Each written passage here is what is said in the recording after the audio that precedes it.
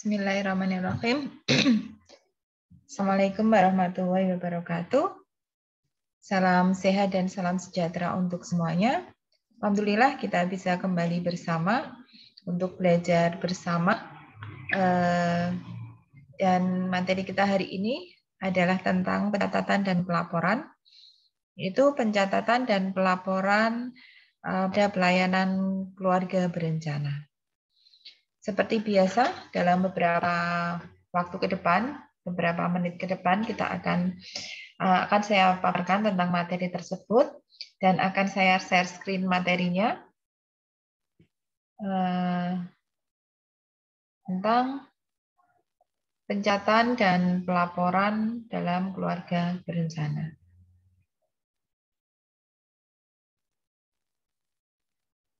Ya, baik, di layar sudah bisa dilihat untuk materinya,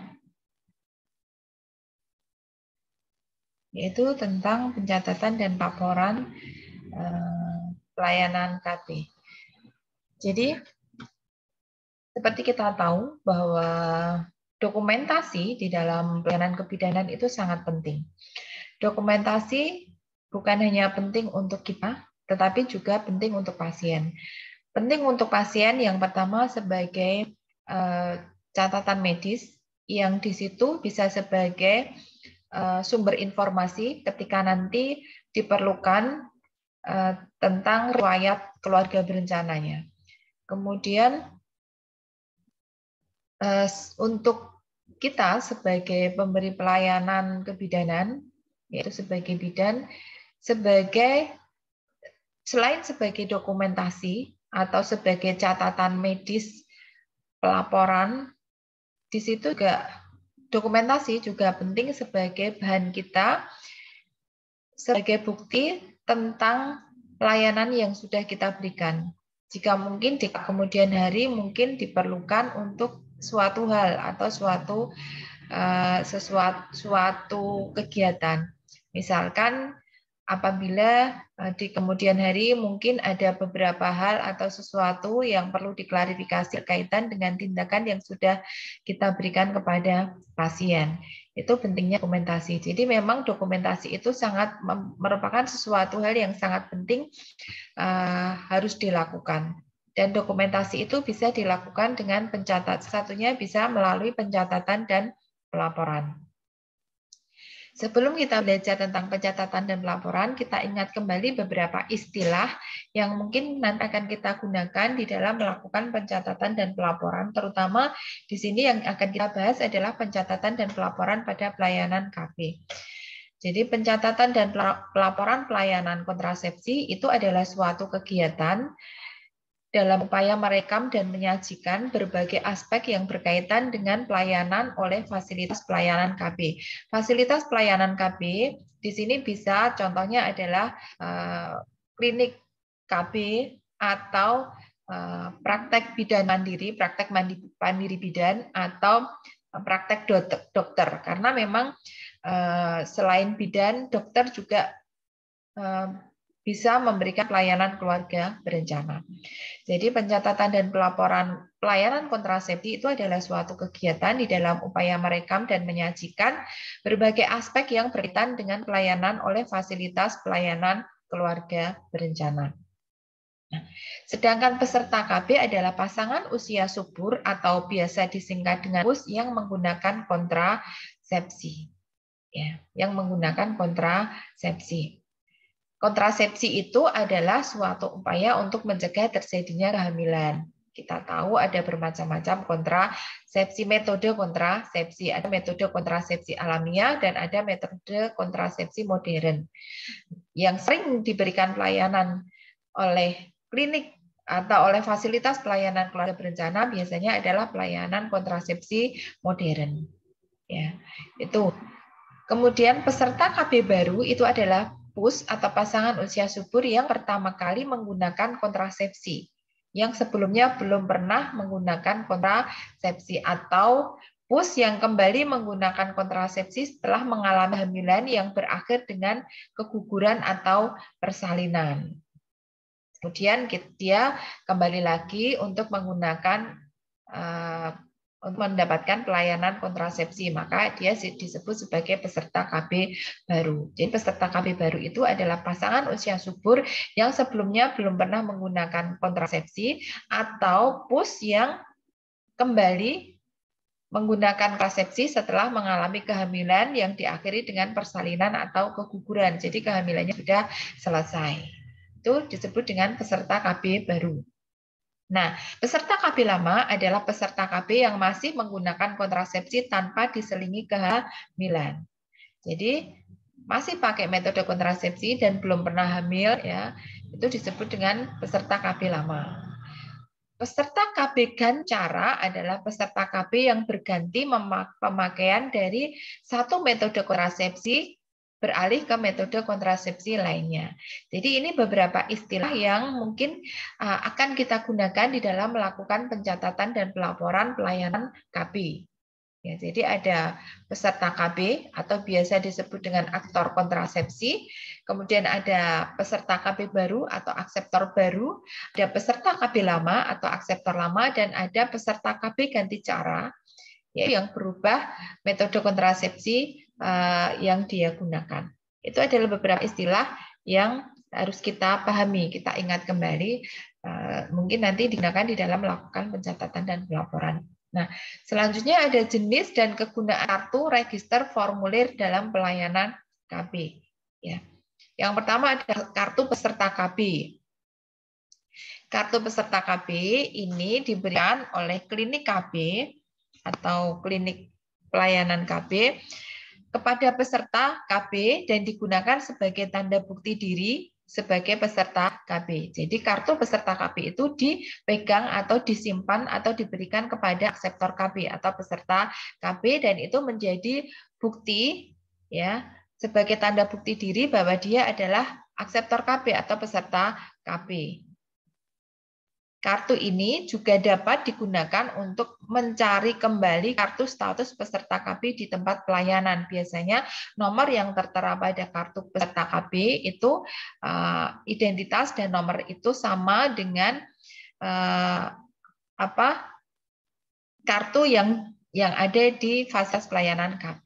Nah, kartu status peserta KB itu adalah kartu yang digunakan untuk mencatat identitas diri, catatan medis, hasil screening di dalam pelayanan pemilihan, menggunakan metode atau alat kontrasepsi yang tepat bagi peserta KB. Kartu ini dibuat untuk setiap pengunjung baru di klinik KB, baik sebagai peserta KB baru maupun sebagai peserta KB lama, dan disimpan secara rapi di klinik KB.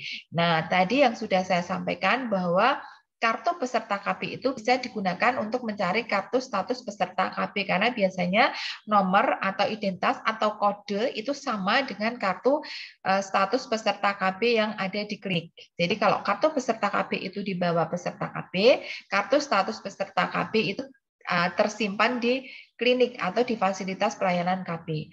Kemudian ada register hasil pelayanan KB di klinik. Itu untuk mencatat tiap hari hasil pelayanan kontrasepsi yang diberikan pada pasangan usia subur. Register ini menjadi sumber data untuk membuat laporan bulanan klinik KB pada setiap akhir bulan. Jadi ada buku register catatan hasil pelayanan kontrasepsi, ya. Kemudian ada register alat kontrasepsi di klinik. Kalau tadi register hasil pelayanan KB, ada register alat kontrasepsi di klinik. Itu untuk mencatat penerimaan dan pengeluaran atau mutasi serta persediaan semua jenis alat kontrasepsi di klinik KB.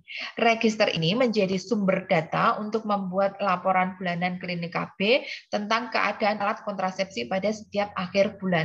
Karena kita tahu ada beberapa metode kontrasepsi yang harus selalu tersedia di klinik KB karena metode kontrasepsi itu digunakan oleh peserta KB berkelanjutan atau secara berkesinambungan atau periodik peserta KB akan datang ke klinik KB untuk mendapatkan pelayanan metode kontrasepsi tersebut.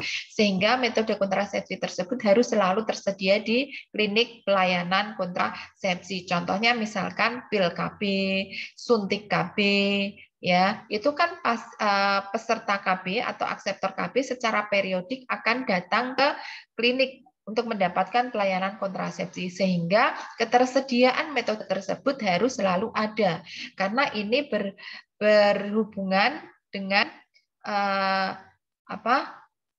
efektivitas dari metode kontrasepsi yang digunakan oleh peserta KB. Misalkan peserta KB menggunakan metode kontrasepsi suntik setiap periodik 1 atau 3 bulan, peserta KB itu akan datang.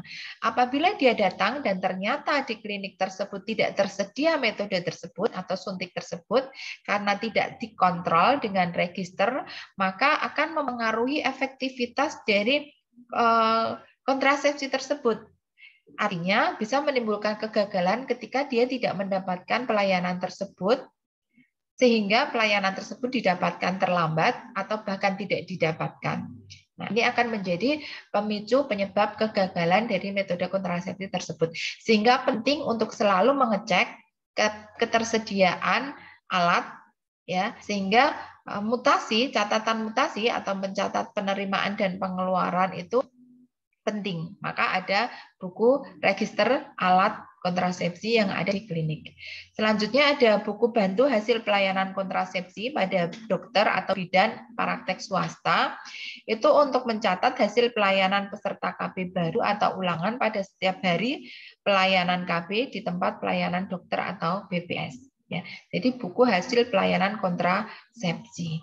Kemudian ada laporan bulanan petugas penghubung tentang hasil pelayanan kontrasepsi oleh dokter atau bidan. Formulir ini digunakan oleh petugas penghubung, dokter, bidan, atau swasta untuk mencatat dan melaporkan hasil pelayanan kontrasepsi. Laporan ini dibuat dengan cara mengambil atau mencatat data atau informasi dari buku bantu hasil pelayanan kontrasepsi pada dokter atau BPS setiap akhir bulan.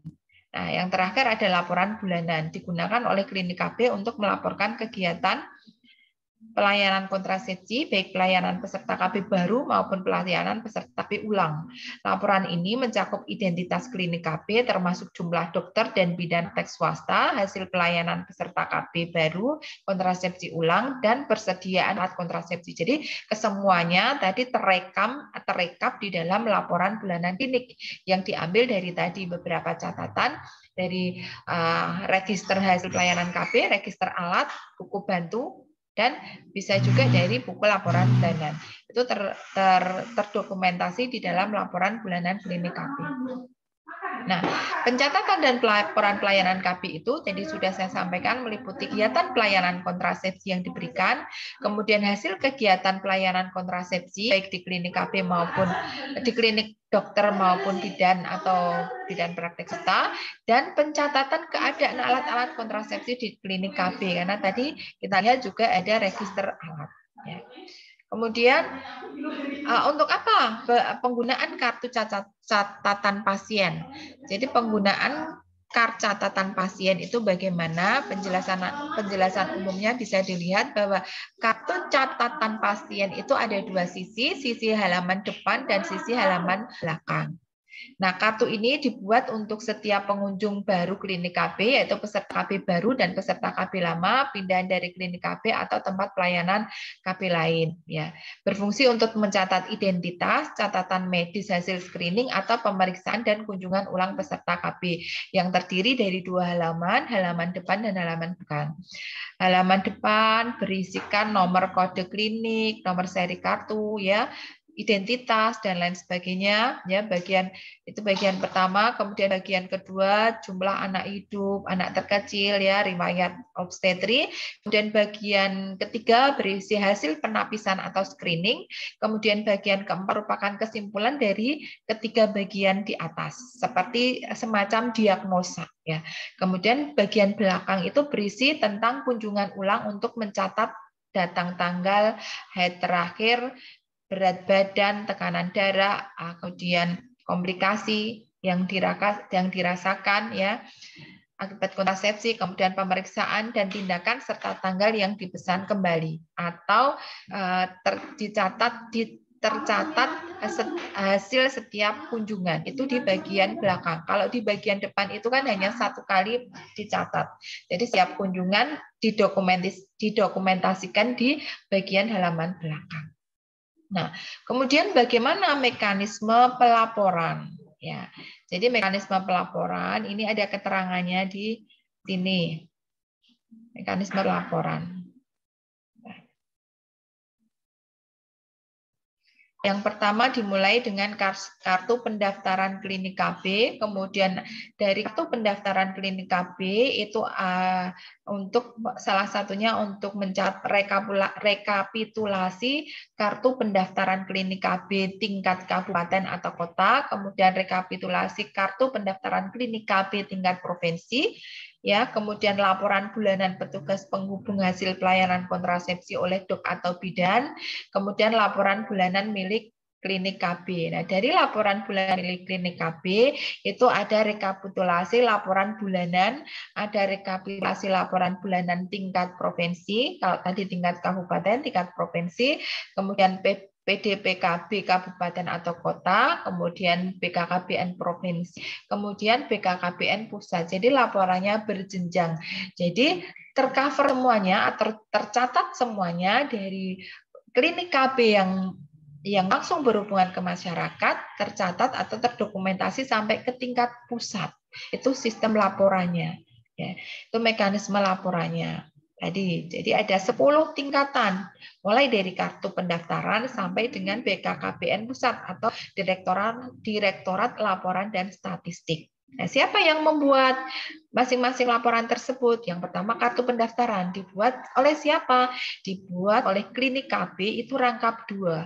1 lembar untuk pengelola daerah program KB atau PDPKB kabupaten atau kota yang dikirim selambat-lambatnya, biasanya laporannya itu harus sudah masuk tanggal 7 Februari setiap tahun ke PDPKB kabupaten atau kota dan arsip, makanya dirangkap 2.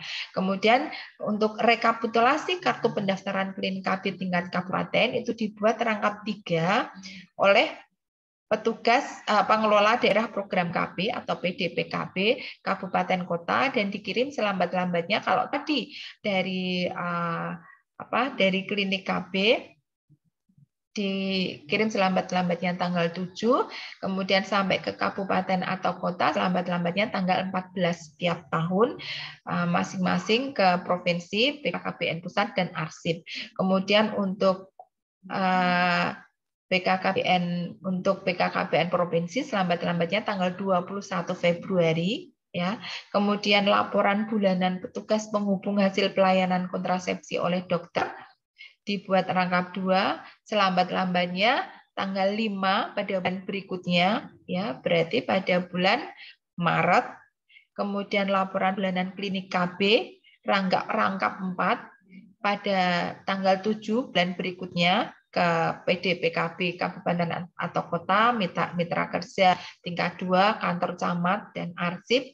Kemudian untuk rekapitulasi laporan bulanan klinik KB tingkat kabupaten atau kota dikirim selambat-lambatnya tanggal 10 bulan berikutnya. Kemudian untuk tingkat provinsi tanggal 15 bulan berikutnya.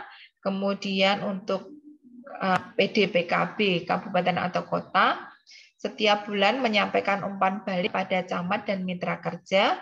Kemudian BKKBN provinsi setiap bulan menyampaikan umpan balik ke PDPKB kabupaten kota dan dinas kesehatan, dan BKKBN pusat atau Direktorat Pelaporan dan Statistik setiap bulan menyampaikan umpan balik kepada semua pimpinan di jajaran BKKBN pusat, provinsi, kabupaten kota, dan mitra kerja. Dan hasil ini biasanya adalah sebagai landasan untuk penentuan kebijakan atau pembuatan program selanjutnya. Karena ini adalah real atau laporan real yang benar-benar bersumber dari pemberi pelayanan di klinik pelayanan keluarga berencana. Sehingga itulah pentingnya laporan, kebenaran laporan, kesesuaian atau dokumentasi laporan dari setiap pelayanan KB di klinik KB. Nah, selain itu ada yang disebut dengan mekanisme pelaporan rujukan. Sebelum kita lihat bagaimana mekanisme pelaporan rujukan, kita ingat kembali apa yang disebut dengan rujukan. Rujukan itu apa? Rujukan itu adalah penyerahan tanggung jawab secara timbal balik atas masalah yang timbul baik secara vertikal maupun secara horizontal kepada fasilitas pelayanan yang lebih kompeten, terjangkau, dan rasional. Tidak dibatasi oleh wilayah administrasi dengan tujuan untuk penanggulangan masalah yang sedang dihadapi. Ya, jadi rujukan itu adalah penyerahan tanggung jawab secara timbal balik atas masalah yang timbul pada klien atau pada pasien. Bisa secara vertikal atau tingkat ke tingkat jenjang yang lebih tinggi atau secara horizontal kepada sejawat dengan lintas profesi, ya, atau fasilitas lintas profesi yang lebih kompeten, terjangkau, dan rasional. Dan rujukan itu tidak dibatasi wilayah administrasi. Karena untuk penanggulangan masalah yang sedang dihadapi. Jadi tidak berbatas wilayah administrasi. Tidak harus pada satu lingkup yang boleh melakukan rujukan, tetapi boleh ke skup atau wilayah yang lain. Sesuai dengan kebutuhan, supaya masalah yang sedang dihadapi bisa segera teratasi. Tujuan sistem rujukan di sini adalah untuk penanggulangan masalah yang sedang dihadapi, kemudian untuk meningkatkan mutu, cakupan, dan efisiensi pelaksanaan pelayanan metode kontrasepsi secara terpadu, dan untuk menunjang upaya penurunan angka kejadian efek samping, komplikasi, dan kegagalan penggunaan kontrasepsi. Itu tujuan rujukan. Jadi penanggulangan masalah ketika tidak bisa dihadapi oleh pelayanan kesehatan di tingkat tersebut bisa dilakukan rujukan. Kemudian bisa juga untuk meningkatkan mutu, cakupan, dan efisiensi pelaksanaan pelayanan, atau menunjang atau dalam upaya menurunkan angka kejadian efek samping dari metode kontrasepsi, komplikasi, dan kegagalan penggunaan kontrasepsi. Itu tujuan rujukan. Nah, rujukan medik dapat berlangsung internal antar petugas di satu puskesmas, antar puskesmas pembantu dan puskesmas, antar masyarakat dan puskesmas, antara satu puskesmas dan puskesmas lain, antara puskesmas dan rumah sakit, laboratorium atau fasilitas pelayanan kesehatan lainnya, dan internal antara bagian atau unit pelayanan di dalam satu rumah sakit. Itu macam-macam jenis rujukan. Jadi bisa dilihat, bisa secara horizontal atau secara vertikal. Internal antar puskesmas di satu puskesmas itu secara horizontal.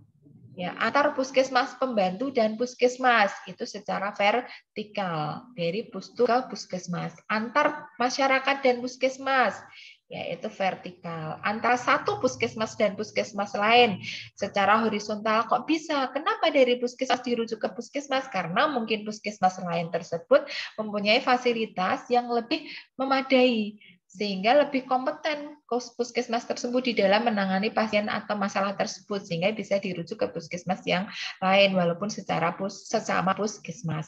Antara puskesmas dan rumah sakit, laboratorium atau fasilitas pelayanan kesehatan lainnya itu bisa horizontal, bisa vertikal, atau internal antara bagian atau unit pelayanan di dalam satu rumah sakit itu bisa horizontal, bisa vertikal. Yaitu itu macam-macam rujukan medis, ya. Nah, bagaimana pendokumentasian rujukan? Rujukan bukan berarti melepaskan tanggung jawab dengan menyerahkan klien ke fasilitas pelayanan kesehatan lainnya, akan tetapi karena kondisi klien yang mengharuskan pemberian pelayanan yang lebih kompeten dan bermutu melalui upaya rujukan. Jadi tidak ketika dirujuk terus lepas tanggung jawab, tidak selalu seperti itu. Untuk itu di dalam melaksanakan rujukan harus telah pula diberikan yang pertama konseling tentang kondisi klien yang menyebabkan memerlukan rujukan, sehingga ada persetujuan juga. Setelah diberikan konseling pemahaman, maka ada kesesuaian atau kepersetujuan antara kedua belah pihak untuk dilakukan sebuah rujukan. Konseling tentang kondisi yang diharapkan diperoleh di tempat rujukan, informasi serta fasilitas pelayanan kesehatan tempat rujukan yang dituju itu harus disampaikan pada saat melakukan konseling. Ya.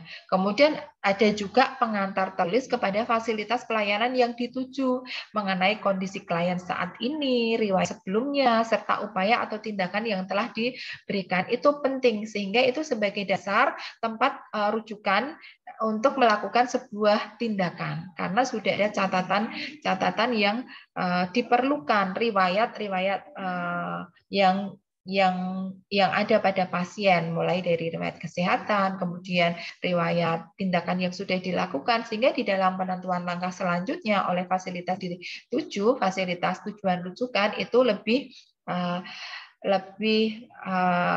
lebih kompeten, lebih leluasa, lebih tepat. Ya.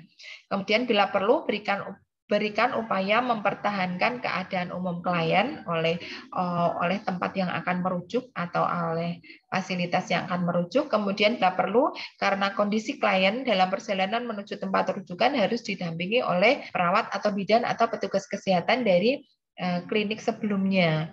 Dan yang ini juga penting, itu menghubungi fasilitas pelayanan tempat rujukan yang dituju agar memungkinkan untuk segera menerima rujukan klien, sehingga bisa segera memberikan pelayanan sesuai dengan kebutuhan.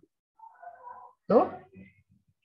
Kemudian pendokumentasian rujukan. Fasilitas pelayanan kesehatan yang menerima rujukan setelah memberi upaya penanggulangan dan kondisi klien telah memungkinkan, harus segera mengembalikan klien tempat fasilitas pelayanan asalnya dengan terlebih dahulu memberikan satu paling tentang kondisi klien sebelum dan sesudah diberi upaya penanggulangan.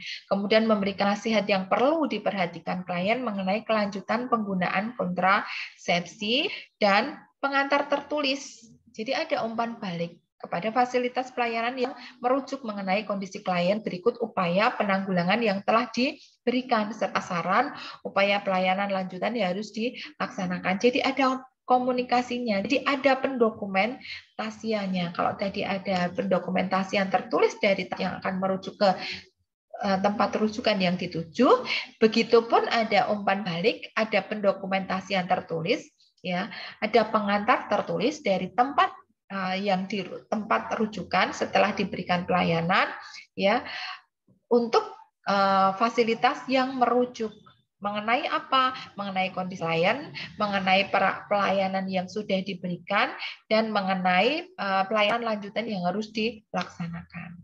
Nah, itu adalah rujukan, pendokumentasian rujukan. Jadi, tadi bisa dilihat bahwa pendokumentasi catatan dan pelaporan di dalam pelayanan kebidanan, salah satunya adalah pelayanan keluarga berencana itu sangat penting.